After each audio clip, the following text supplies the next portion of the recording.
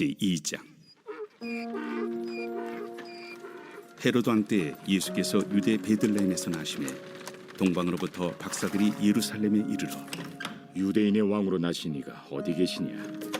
우리가 동방에서 그의 별을 보고 그에게 경배하러 왔노라. 헤로드 왕과 온 예루살렘이 듣고 소동한지라.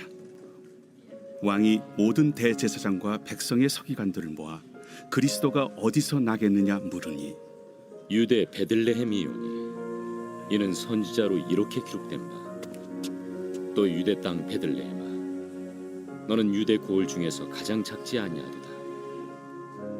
내게서 한 다스리는 자가 나와서 내 백성 이스라엘의 목자가 되리라 하였음이니이다. 이에 헤롯이 가만히 박사들을 불러 별이 나타난 때를 자세히 묻고 베들레헴으로 보내며 이르되 가서 아기에 대하여 자세히 알아보고 찾거든 내게 고하여 나도 가서 그에게 경배하게 하라. 박사들이 왕의 말을 듣고 갈새 동방에서 보던 그 별이 문득 앞서 인도하여 가다가 아기 있는 곳 위에 머물러 서 있는지라. 그들이 별을 보고 매우 크게 기뻐하더라. 집에 들어가 아기와 그의 어머니 마리아가 함께 있는 것을 보고 엎드려 아기께 경배하고 보배합을 열어 황금과 유향과 모약을 예물로 드리니라. 메리 크리스마스입니다. 오늘 말씀을 통해서 여러분들에게 드리고 싶은 말씀은요, 어떤 의미냐면 우리가 큰 기쁨의 좋은 소식이 전해졌습니다. 예수께서 이 땅에 오셨다는 소식이죠. 그런데 그 소식에 어떻게 반응하느냐, 그것을 우리가 한번 보고자 원합니다. 누구나 다 성탄의 의미, 예수의 오심을 아는데 우리들이 그 의미를 어떻게 내가 받아들이고 반응하고 있느냐가 매우 중요하다고 저는 생각해요. 크리스마스가 어떤 의미냐? 크리스마스는 두 가지 단어의 합성어입니다. 크라이스트 마스라는 뜻입니다. 무엇이죠? 그리스도를 예배한다라는 뜻입니다. 성탄절의 진정한 의미는 바로 예수가 나의 인생의 주인이 되어서 그분을 내 두 손을 모아 아름답게 드릴 수 있는 시간이 크리스마스다라는 것입니다. 메리 크리스마스라고 인사할 때요, 이 의미는요, 여러분 가운데 예수 그리스도의 아름다운 소식이 여러분에게 임하길 원합니다. 당신에게 임하길 원합니다라고 전한다라는 거죠. 저는 오늘 크리스마스 시즌을 보내면서 이런 생각을 했습니다. 목사로서 이제 예배 중에 이런 예배가 있어요. 돌예배가 있습니다. 첫 번째 생일을 감사해서 예배를 드리는데 보면 돌예배의 주인공이 누구죠? 네, 첫 번째 생일 맞은 아이죠. 그런데 보면요, 돌맞은 이 첫 번째 생일을 맞이한 아기가 주인공일까요? 아니면 그 주변의 부모님이나 손님이 더 주인공일까요? 우리는 생각해 보면요, 돌예배를 드리면서 그런 생각했어요. 아이는요, 사진 찍는 것 때문에 힘들어해서 울고요. 또 아이는 또 여러 부모들이 막 인사하고 귀엽지 않은 것 때문에 짜증내고 힘들어하는 모습 보아요. 근데 정작 주인공은 힘든데요, 여러 그 외부 부모님이나 손님들은 더 좋아하는 모습을 보는 것 같아요. 이 의미가 무엇을 이야기할까요? 주인공을 상실한 모습이라는 거죠.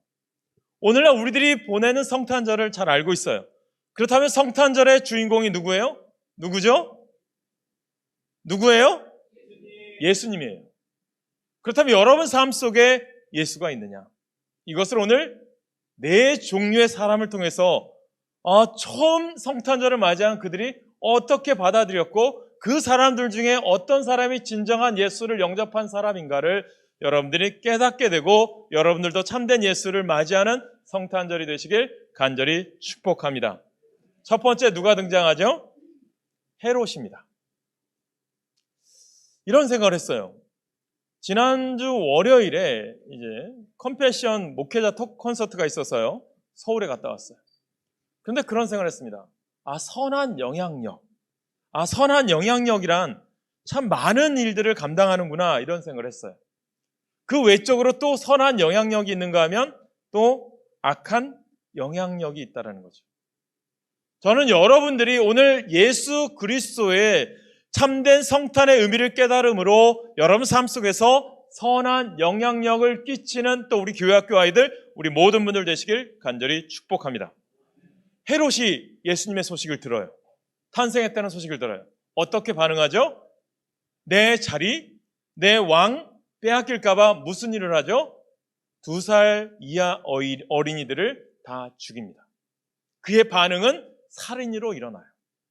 안타깝죠? 사람들은요, 누구나 다 자기가 왕이 되고 싶어 해요.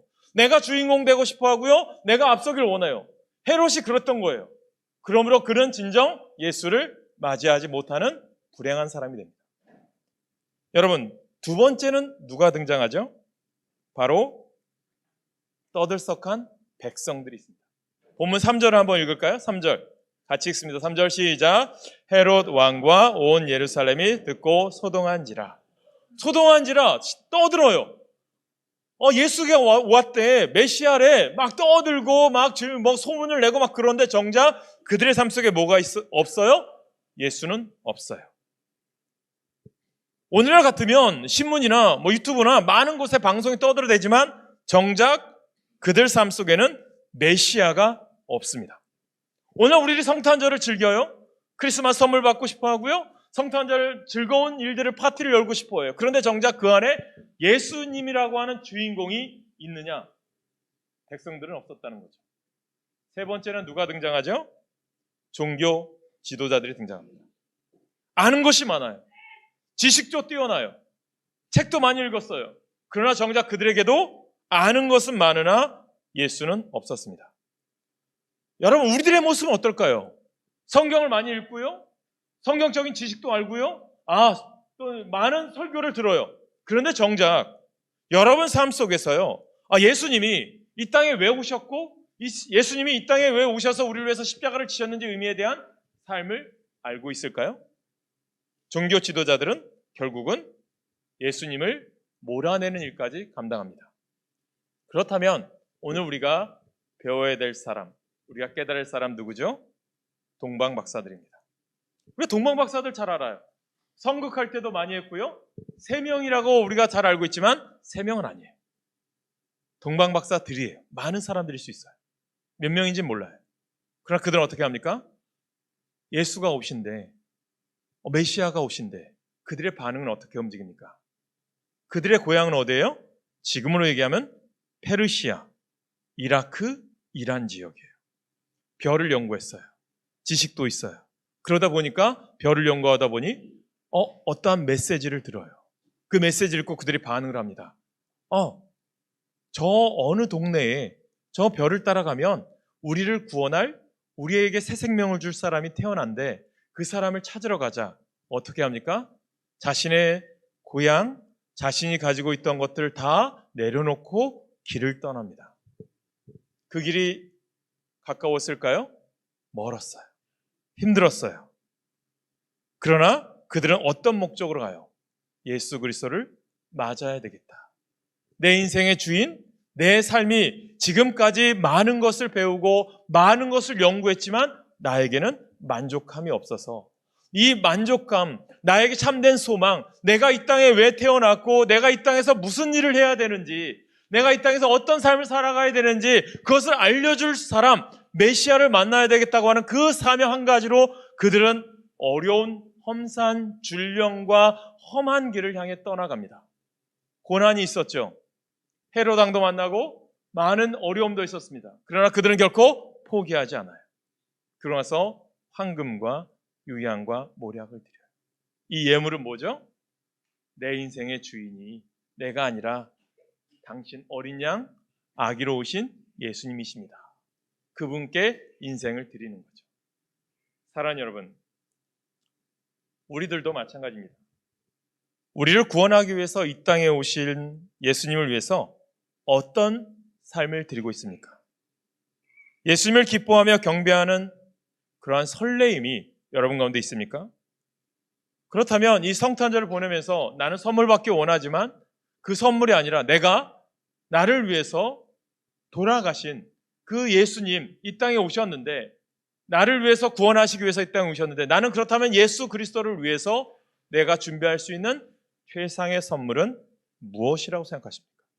어떤 이들은 현대인들이 예수님께 드릴 수 있는 최상의 선물은 시간과 물질이라고 말합니다. 아무리 예수를 사랑한다고 감사한다고 말을 많이 해도 예수님을 위해서 시간을 낼 수 없고 물질을 드릴 수 없다면 거짓이라는 거예요. 여러분, 자기 시간을 하나도 손해보지 않고 자기 하고 싶은 거 다 하면서 시간이 없어서 예수님께 드릴 시간이 없다고 하는 것은 위선이요? 거짓입니다. 여기 있는 저와 여러분은 정말 참된 예수 그리스도를 영접했다면 내 삶 속에 아름다운 물질과 예물을 하나님께 드릴 수 있는 성탄절이 되시길 소망합니다.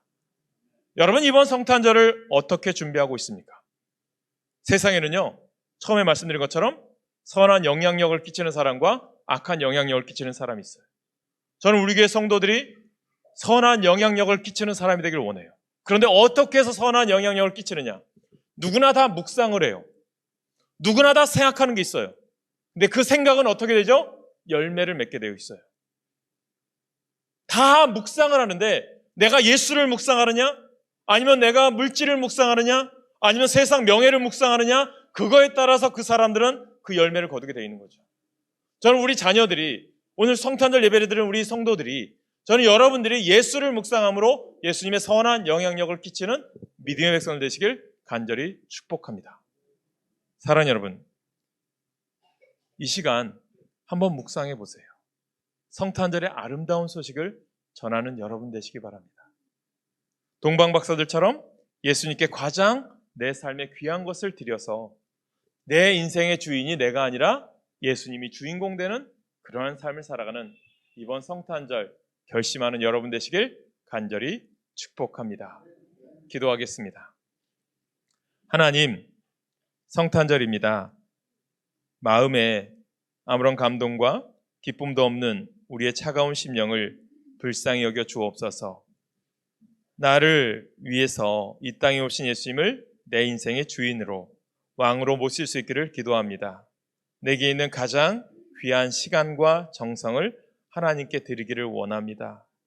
아버지 하나님, 동방박사들처럼 예수를 만나 예수를 경배하고 그의 삶에 아름다운 선한 영향력을 끼치는 삶인 것처럼 우리들도 참된 그리스도인으로서 세상에 아름다운 영향력을 끼치는 주의 자녀들 되게 하여 주시옵소서. 예수님의 이름으로 기도합니다. 아멘.